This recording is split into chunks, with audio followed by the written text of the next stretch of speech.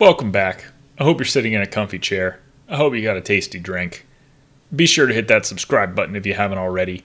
New videos every day, 2021. Let's get into today's question. Husband and I are behind on retirement. How bad is this? Throwaway account because you're about to reveal too much personal info. Okay, combined, your husband and you make $150,000 a year. You live in a high cost of living area and you're 28 and 29. You'll probably get to about 120 to 130K saved for retirement by the time you're both 30. Someone told you you're supposed to have 2 times your salary saved for retirement, and if not, you're behind and not actually doing okay financially. You did the math, that's $300,000. You do not have that money stocked away because you had to pay for your own college and pay off the student loans, and because you bought a house. Once the student loans were paid off, you did savings percent, but you still need to do some expensive house things. Okay?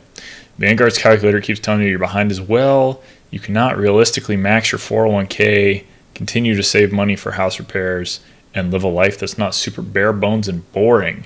It's getting very stressful. Okay. All right, so I actually built a spreadsheet to mimic those popular calculators, and there's a lot of inputs, and I can't quite figure out what all of them are. And actually, I wrote a whole post about this one time.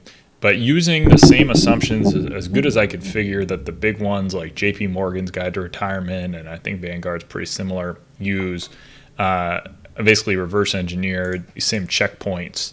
But this way I could change all of these factors down here: savings rate, returns, pre and post retirement, inflation rate, whether you increase your contributions by any amount at all, how many years you're going to be in retirement, and the age that you're going to retire. So the good news for you is, as far as I can tell, you don't need to have any savings by the time you're 30, as long as you're hitting these baselines. As long as you're working till 65, savings rate 15%, you're going to increase it a little bit, and assuming fairly reasonable returns both pre and post retirement.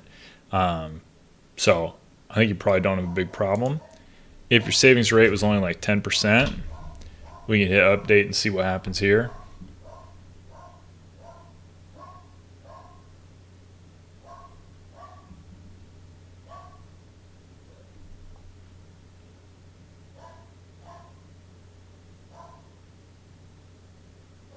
Update's kind of slow, but you can see it moving across. So you do have to get some savings done by the time you're 30, but really I'd say you're still on track, even at, and this is income up here, by the way, 150K. So this column would be you. As long as you got half of your income saved by 30, you're on track. A full amount by 35, I don't see a real problem. Maybe you said, gee, we want to retire by 60 and we're only saving that 10%. How does that look then?